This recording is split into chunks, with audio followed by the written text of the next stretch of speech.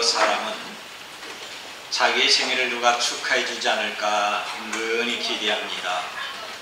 그래서 누가 자기의 생일을 잊지 않고 케이크에 촛불 켜놓고 축하 노래하며 기뻐한다면 정말 기분이 좋습니다. 단지 케이크 있어서가 아니라 자기를 잊지 않고 축하해 줄 사람이 있어서 그렇습니다. 그런데 자기의 생일이 정말 귀찮고 싫은 사람이 있습니다. 아무도 자기의 생일을 축하해 주는 사람이 없는 외롭고 고독할 때 그 생일은 별로 의미가 없습니다. 가장 가까운 사람과 사별을 했거나 아니면 헤어졌을 때가 또 그렇습니다. 완전히 망해서 소생할 희망이 없거나 중병에 걸려 절망하고 죽을 날을 기다릴 때는 생일 축하가 오히려 귀찮고 싫은 것입니다. 고난의 종인 욥이 바로 그랬습니다. 아주 심한 고난과 중병에서 자기의 생일을 기뻐하고 축하받는 것이 아니라 오히려 저주하고 깊이 탄식하며 그를 슬퍼합니다. 그 내용이 욥기 3장에 있습니다. 그 내용을 보면 이렇습니다.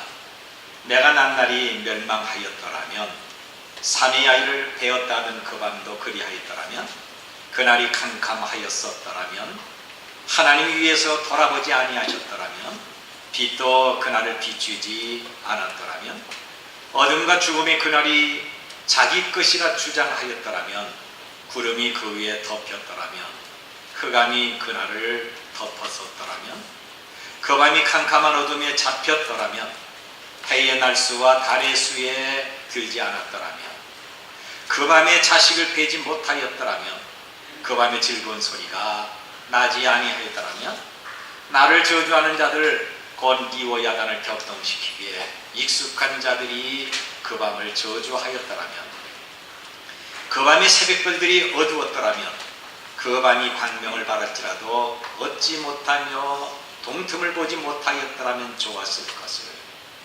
이는 내 모태의 문을 닫지 아니하여 내 눈으로 환난을 보게 하였음이로구나. 어찌하여 내가 태에서 죽어 나오지 아니하였던가 어찌하여 내 어머니가 해산할 때 내가 숨지지 아니하였던가. 욥은 아주 슬픈 말을 했습니다. 물론 이 말은 하나님에 대해서 불평과 원망하는 말은 아닙니다. 자기가 정말 감당하기 어려운 고난과 아픔과 슬픔을 탄식하는 말입니다. 그러면서도 하나님을 경외하고 끝까지 믿음을 지켰기 때문에 나중에는 갑절의 복을 받아 하나님께 영광 돌리고 행복하게 살았지만 오늘 우리 종암제일교회 창립이 욥과 같은 한탄과 고난과 슬픔으로 맞이하면 결코 안 된다고 하는 것입니다. 교회 창립은 해마다 기쁨이고 해마다 감사와 풍성한 축복으로 하나님께 영광을 돌려야 됩니다. 우리 종암제일교회는 예수님 오시는 그날까지 늘 기뻐하며 감사하는 교회가 될 줄로 믿습니다.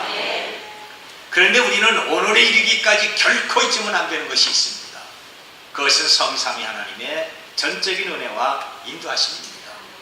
우리가 하나님의 은혜를 잊지 않고 감사하는 것이 삶의 기본이고 시작이며 마침이 되어야 됩니다. 그리고 또 한 가지는 이미 천국에 계신 이문종 목사님의 기도와 헌신을 잊으면 안 됩니다.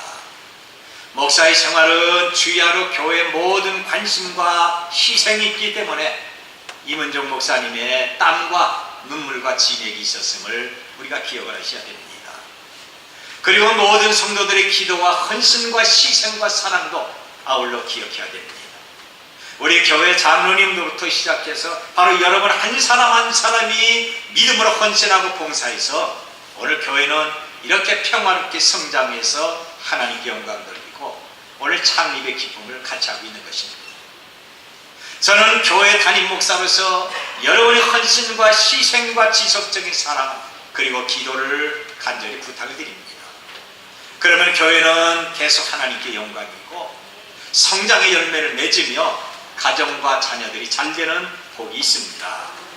그래서 내년 창립 53주년 때는 더 큰 감사와 풍성한 복이 저와 여러분과 우리 모두에게 차고 넘치시기를 주님의 이름으로 축원합니다. 초대교회는 확실히 성령으로 부흥하는 교회였습니다.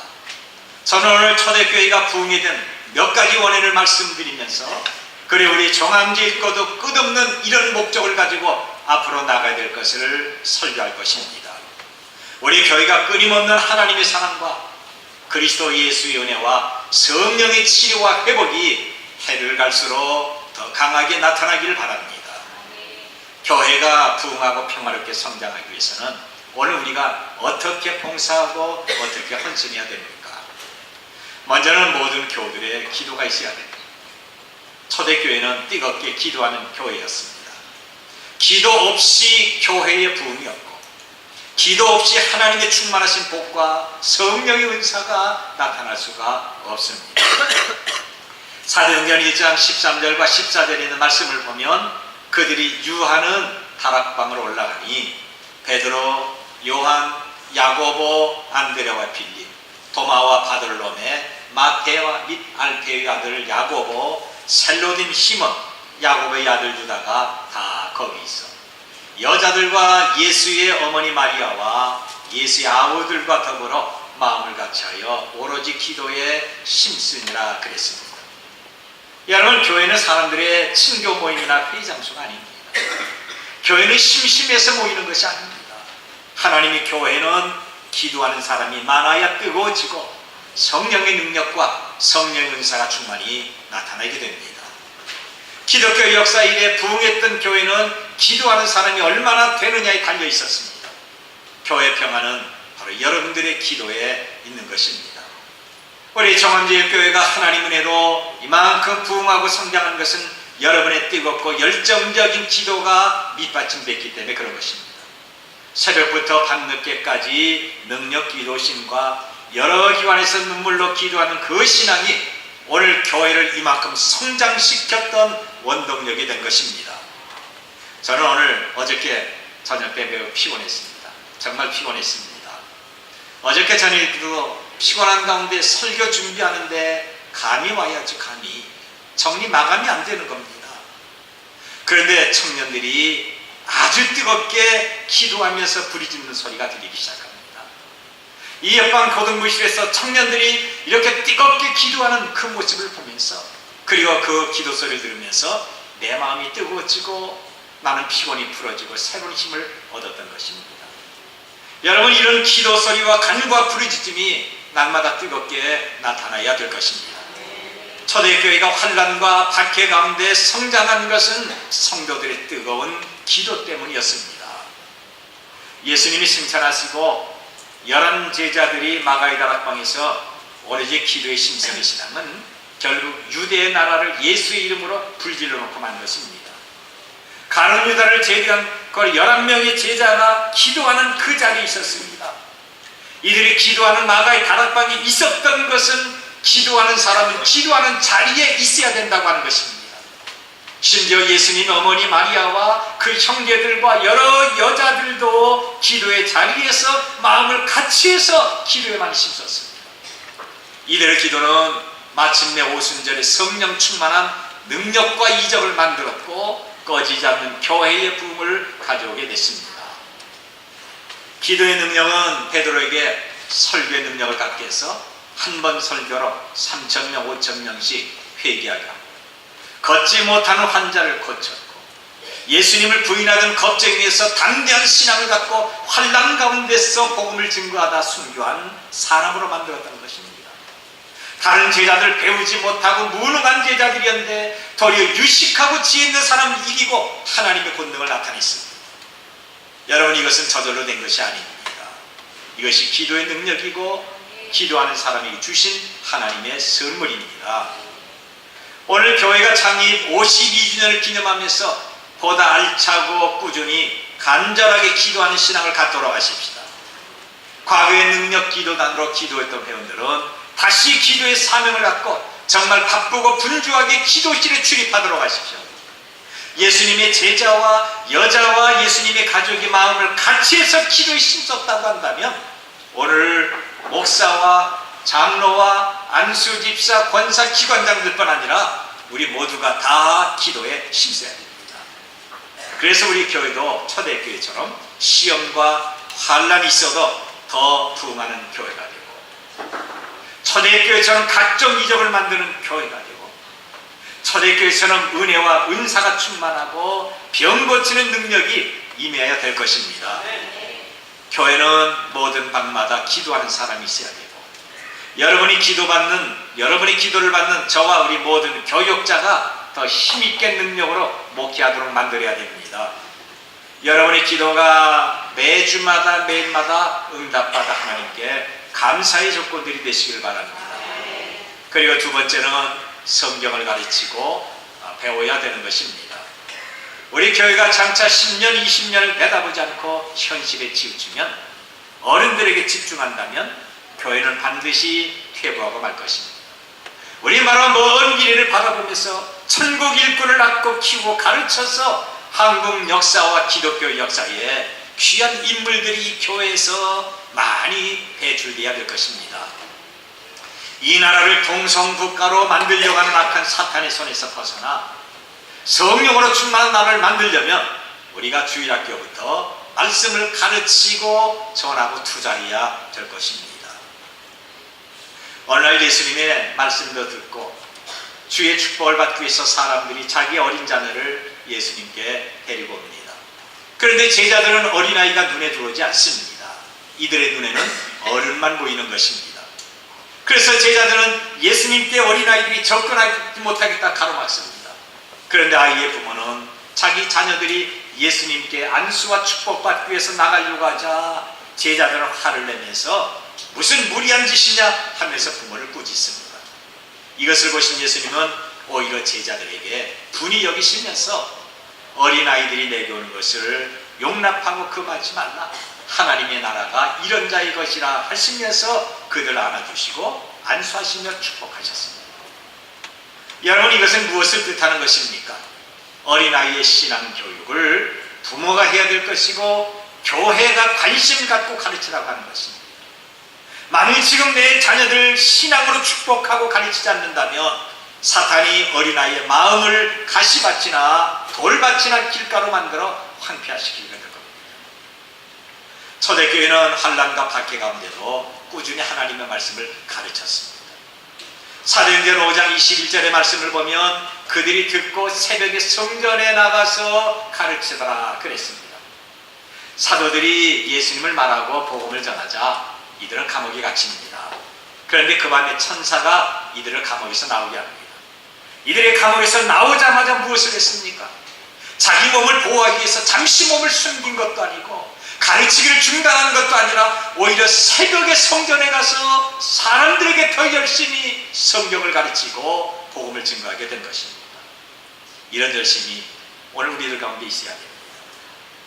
사도 바울이 에베소 교회에서 3년간 목회하면서 장로들과 마지막 눈물의 작별 인사를 하면서 자기가 어떻게 목회했는가를 이렇게 말합니다.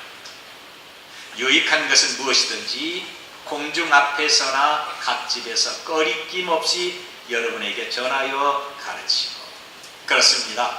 교회는 하나님의 말씀인 성경을 가르쳐야 됩니다. 말씀이 없는 교회는 양식이 없어 굶주리게 됩니다. 예수님의 3대 사역은, 목회 사역은 회당에서 가르치시고 천국 복음을 전파하시며 모든 병과 약한 것을 고치신 겁니다. 오늘 우리 종암제일교회도 예수님의 사역을 따라서 성경을 가르쳐야 될 것이고 주 예수 그리스도의 이름으로 하나님의 말씀을 부지런히 119 전도 운동을 통해서 전파해야 될 것이고 말씀의 능력으로 각종 병을 치료하는 교회가 되어야 될 것입니다.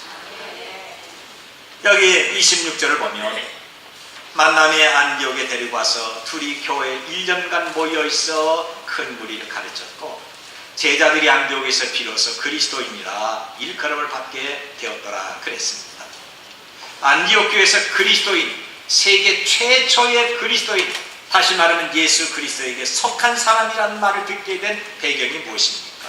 그것은 하나님의 말씀을 부지런히 가르치고 배웠던 결과입니다. 하나님의 말씀을 성실하게 가르치는 교회와 잘 배웠던 신자들은요, 예수 그리스도에게 속한 사람이 돼서 사회 빛이 될 뿐만이 아니라 교회 부흥의 초석이 되는 것을 우리는 기억을 하셔야 됩니다. 지금까지 교회에서는 여러 가지로 성경 공부를 꾸준히 했습니다. 앞으로도 계속할 것입니다. 이제 여러분은 어떤 성경 공부든지 열심히 참석해서 말씀의 능력으로 주의 권능을 전하는 놀라운 역사가 임하시기를 바랍니다. 성경을 성경으로 가르치는 교회가 되고 성경을 사모하며 배우는 성도가 돼서 우리 정암제일교회에서 한국과 세계를 움직이는 영향력 있는 성도들이 많이 배출되면서 이 교회는 더 든든한 교회로 만들어야 될 것입니다. 그리고 세 번째는 예배를 사모하고 심써 모여야 됩니다. 오늘 저와 여러분이 해야 될 것이 무엇입니까? 기도에 열심을 갖는 것입니다. 성경을 가르치고 성경을 배우는 것입니다. 그리고 또 한 가지가 있다면 예배를 사모하고 심써 모여야 된다고 합니다. 우리는 부흥한 교회 모델로 초대교회를 뽑을 수가 있습니다. 초대교회는 심각한 박해를 받으면서 부흥하고 성장할 수 없는 환경에서 부흥하고 성장했습니다.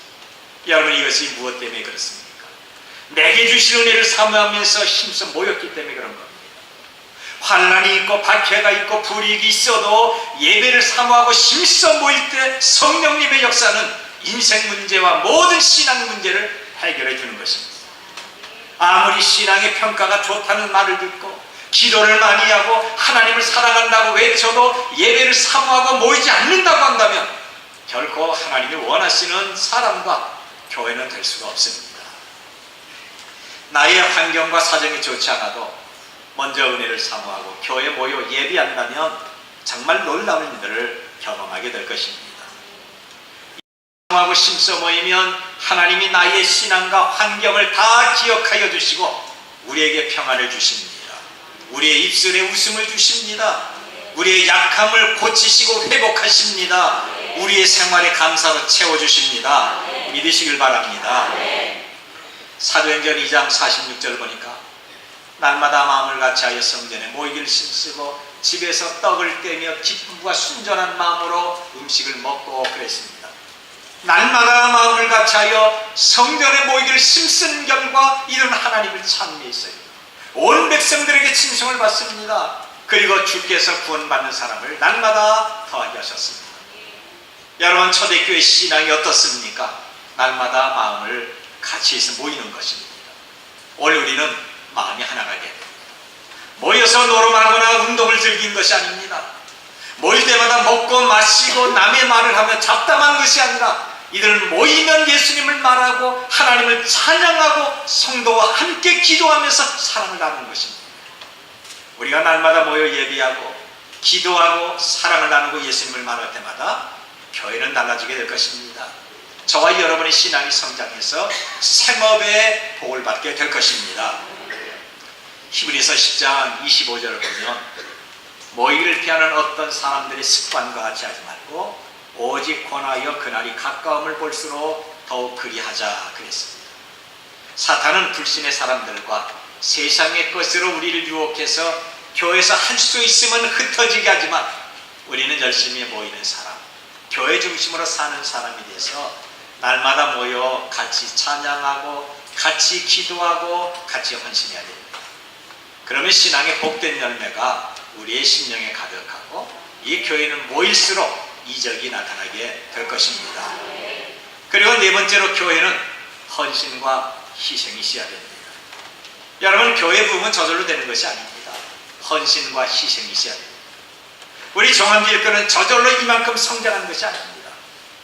여러 성도들의 기도와 봉사와 헌금과 눈물과 희생이 있었기 때문에 이것이 싹이 나고 우피 돋고 잎이 자라고 꽃이 피고 열매를 맺게 된 것입니다. 드림과 헌신과 희생 없이는 결코 교회는 부흥하지 않습니다. 여러분이 지금까지 예수님을 참 사랑하고 열심히 헌신하고 희생한 것을 목사인 저는 누구보다 잘 알고 있습니다. 이제 예수님이 다시 오실 날이 얼마 남지 않았는데 여러분의 마음과 뜻과 시간을 드리면서 주님 앞에 다시 한번 뜨겁게 헌신과 봉사할 것을 부탁을 드립니다. 이것은 목사의 목회를 위한 것보다 여러분의 자신이 복을 받고 교회는 중단 없는 부흥을 가져오며 하나님 나라가 확장되기 때문에 그런 것입니다. 공부를 안 하는 학생에게 공부해라 너 공부해야 된다 말이야 소용이 없습니다. 회차리 들고 때리면서 옆에서 감독하면 겨우 하는 척합니다만 능률이 없습니다. 그런데 평상시에 공부 열심히 잘하는 학생에게 회초리가 아니라 너 조금만 더 열심히 해라, 내가 너 믿는다, 너 열심히 하는구나, 이렇게 말만 해도 그는 더 열심을 냅니다. 오늘 하나님께서 회초리를 들고요, 너 헌신해라, 너 봉사해라, 너 희생을 하면서 위협하고 감독하는 것이 아니라 너 지금까지 잘했으니 조금만 더 참고 견디자, 조금 더 잘하자, 이렇게 격려받는 성도들이 되시길 바랍니다. 최초의 선교사인 바나바는 자기가 밭을 팔아 사도 앞에 드리면서 헌금을 했어요. 누가 헌금을 강조한 것도 아니고 누가 밭을 팔아야 복을 받는다고 권면한 것도 아닌데 그가 예수님을 사랑하니까 자원해서 자기의 물질을 하나님 앞에 드린 겁니다. 여러분, 이것이 물질의 헌신이고 희생입니다. 우리 모든 교우들은 온전한 11조와 감사로 하나님께 순종하고 헌신함으로 생업이 복받아 이 땅에서 물질의 헌신을 많이 하시길 바랍니다. 오늘 여기 29절과 30절을 보니까 제자들이 각각 그 힘대로 유대에 사는 형제들에게 부조를 보내기로 작정하고 이를 실행하여 바나바와 사울의 손으로 장로들에게 보내니라 그랬습니다. 아가보라는 사람이 성령의 능력으로 온 천하가 다 흉년될 것이라는 예언을 합니다. 그리고 그 예언이 그대로 들어맞았습니다. 이때 안디옥 사는 교우들도 흉년 때문에 경제적으로 매우 궁핍하고 힘들었지만 유대와 예루살렘 사는 교우들이 경제적으로 더 어렵다는 말을 듣고 자기 힘대로 부조를 하기로 작정하고 그대로 실행했던 것입니다. 이들의 부조, 이들의 봉사가 다른 성도들에게 물질의 헌신이 돼서 사랑의 역사를 맺게 된 것입니다. 우리도 마땅히 도와주되 물질로 헌신하는 믿음의 행위가 있을 때 여기 하나님의 복을 받게 됩니다. 초대교회 부흥과 사랑의 역사는 물질과 은사가 충만한 헌신자가 많이 나와서 이루어지게 된 것입니다. 요한복음 12장 3절을 보면 마리아는 지극히 비싼 향유, 그 순전한 나드 한 근을 가져다 예수의 발에 붓고 자기 머리털로 그의 발을 씻으니 향유 냄새가 집에 가득하더라 그랬습니다. 마리아는 누가 시킨 것도 아닌데 그 비싼 가격의 향유를 아낌없이 끼워서 예수님께 다 부어드렸습니다. 이것은 향유 단순히 향유를 드린 것이 아니라 예수님께 마음을 드리고 자기의 물질을 드리고 자기의 생명을 드린 최고의 헌신과 희생이 되는 것입니다. 이런 헌신 때문에 예수님이 계신 집에는 향유 냄새가 가득했습니다. 이제 우리도 마리아의 향유에 대해서 말만 하고 듣는 사람이 아니라 나도 예수님께 마음의 향유를 부어드리고 믿음의 향유를 깨서드리고 물질의 향유를 드리면서 헌신하도록 하십시다.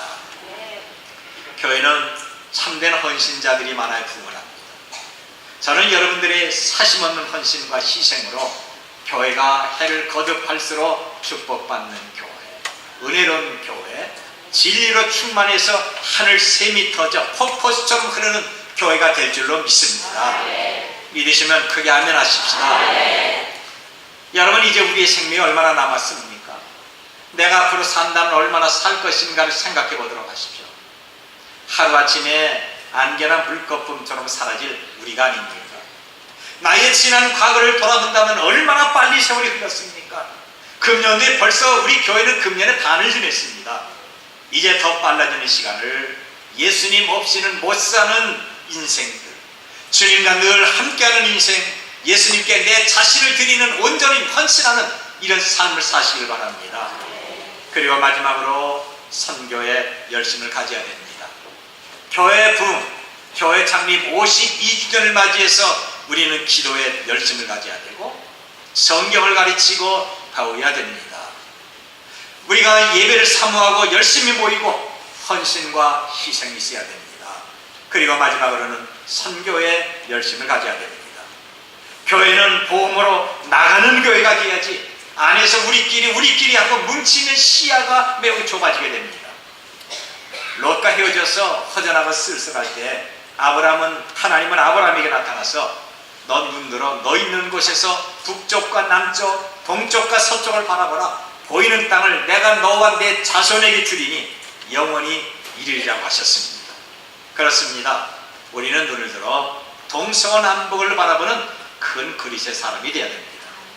여기가 좋사오니 우리끼리가 아니라 교회 바깥으로 전 세계로 눈 돌리는 하나님의 사람이 되어야 됩니다. 내가 선교사가 되든지 아니면 선교를 파송해서 후원하는 것입니다.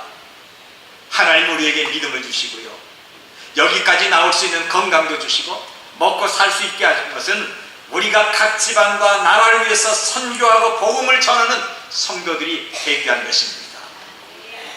우리가 미자립교회나 농어촌 교회를 위해서 후원하고 세계 선교를 위해서 기도하며 선교의 후원자가 될 때 하나님의 복음은 그만큼 강력하게 역사합니다. 사탄의 세력을 물리치고 하나님 나라의 확장을 가져오게 될 것입니다. 여기 20절과 21절을 보면 그 중에 구버로와 구레네 몇 사람이 안디옥에 이르러 헬라인에게도 말하여 주 예수를 전파하니 주의 손이 그들과 함께 하심에 수많은 사람들이 믿고 주께 돌아오더라 그랬습니다. 주의 손이 함께한 것은 복음을 증거하는 수고가 있었고 수단 사람이 믿고 주께 돌아오는 부흥을 가져오게 된 것입니다. 여러분, 우리 정함교회는 복음을 증거하고 선교하는 교회가 돼서 주의 손이 날마다 함께하면서 수단 사람들이 매년마다 매달마다 매주마다 교회 들어오는 축복의 능력이 있어지시길 바랍니다. 제 주변에 제가 잘 아는 대조적인 두 교회를 말씀드리고자 합니다. 한 교회는 저희 교회보다 몇 배나 큰 교회입니다. 그런데 선교사나 농어촌 교회를 한 것도 후원하지 않습니다. 체면 때문에 겨우 농어촌 한 교회를 후원하다가 교회를 건축한다는 명목으로 보조해줬던 교회 월세까지 뽑아가더니만 엄청난 시련과 물질의 손해를 받습니다. 그리고 교회 건축 기간도 배나 길어지게 됐습니다. 그런데 또 한 교회는 저희 교회보다 한 2배 정도 큰 교회입니다. 이 교회는 전 교인들이 선교사를 후원하고 농어촌 교회를 보조하는데 300교회를 후원할 뿐 아니라 단독 선교사를 파송하고 협력 선교에 많은 후원을 합니다. 그런데 하나님은 이 교회 성도에게 복 주셔서 더 잘되고 은혜스러운 교회로 부흥시켜 주었습니다. 제가 그게 어떤 교회에 돈 버는 목적을 한번 물어보니까 자기가 선교하면서 하나님께 영광 돌리기 위해서 돈 번다고 합니다. 여러분, 얼마나 놀라운 일입니까? 우리가 선교에 관심을 갖고 기도와 물질로 후원할 때 이런 교회와 교우들에게는 반드시 하나님의 복을 베풀어 주시는 겁니다. 왜냐하면 예수님께서 주는 것이 받는 것보다 복이 있다고 말씀하셨기 때문에 그런 것입니다. 지금 교회는 김도희 선교사를 미약하나마 후원하고 있습니다. 그리고 17명의 선교사를 협력 선교하고 있습니다. 17개 농어촌 교회와 미자립 교회를 돕고 있고 기독교 사회 단체 10개 기관을 우리가 후원하고 있습니다. 과거에는 생각하지 못한 일이었지만 우리가 선교의 꿈을 갖고 일을 시작하니까 하나님은 여기까지 우리를 축복하셨습니다. 여러분, 선교하는 교우는 가정에 하나님이 천국의 복을 베풀어 주십니다. 선교하는 교회의 자녀는 다 천국의 자녀가 됩니다. 우리가 선교한다고 하지만 가정의 복음화가 이루어지지 않는다면 어떻게 되겠습니까? 하나님은 우리가 선교에 관심을 갖고 앞장설 때마다 내 가족들이 구원을 받고 하나님을 기쁘게 찬양하는 복이 있어지시길 바랍니다. 이제는 선교 여행도 좀 하셔야 돼요. 기쁘게 선교지를 방문해서 기도하며 어떻게 하나님이 사탄의 일을 멸하는가를 눈으로 보고 내 손으로 만지고 입술과 마음으로 감사하는 축복이 우리들 가운데 있어야 될 것입니다. 내가 가진 물질과 믿음의 기도로 선교에 동참할 때 우리 주님이 말씀하신 대로 주는 것이 받는 것보다 복이 있다고 하는 말씀이 이루어지게 됩니다. 교회는 십자가만 세운다고 해서 저절로 부흥하는 것은 아닙니다. 교회는 믿습니다, 아멘 한다고 믿음대로 되는 것도 아닙니다. 부흥과 축복의 어떤 공식이 있습니다. 마치 농부가 밭에 씨를 뿌리기만 하면 저절로 풍년이 된다고 생각하지 않는 것과 마찬가지입니다. 농부가 씨를 뿌리고 나면 솎아줘야 되고 비료를 주고 잡초 뽑아주고 물 주고 농약 치면서 적당한 온도를 유지하듯이 교회가 부흥하려면 몇 가지 조건이 있어야 됩니다. 먼저는 기도에 열심히 있어야 됩니다. 성경교육에 힘써야 됩니다. 모든 교들이 예배를 사모하고 열심히 모여야 됩니다. 여러분들에게 희생과 헌신이 있어야 되고 선교하는 교회가 될 때 그 교회는 평화롭게 부흥할 수가 있습니다. 이제 우리는 교회 창립 52주년을 맞이해서 이 모든 조건에 합당한 교회로 만들도록 하십시다. 그래서 하나님 보시기에 심히 좋았더라는 교회로 만들도록 하십시다. 내년도에 이 시간에 볼 때 저와 여러분에게 바로 하나님의 마음에 합당한 교회를 만들어서 범사가 잘 되고 후손들에게는 복을 유산으로 남기는 정말 좋은 교회, 정말 있어야 될 교회로 되시기를 주의 이름으로 축복합니다.